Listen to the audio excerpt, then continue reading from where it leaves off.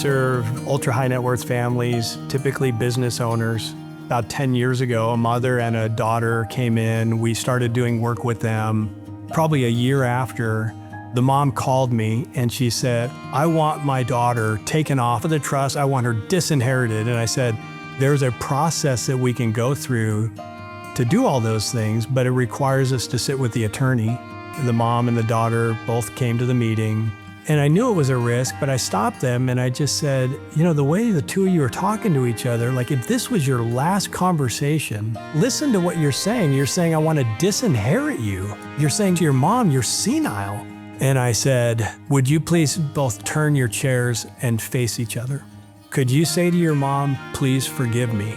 I could say that, but only if she and I said, no, last conversation you get to have. Mom doesn't make eye contact and she says, Mom, will you please forgive me? She stood up really quickly and she leaned over her daughter and hugged her, and the daughter hugged her back, and then they stood up, gave me a hug and a kiss on the cheek, and out the door they went.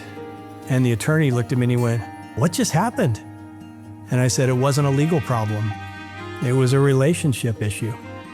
Our industry is really good at looking at the tools and the techniques and strategies of reducing tax, growing investment returns. These are really, really important things. But there's this whole other thing, which is their relationships, the people they care about the most. And oftentimes, if we can start a hard conversation and help people get unstuck, it changes their lives.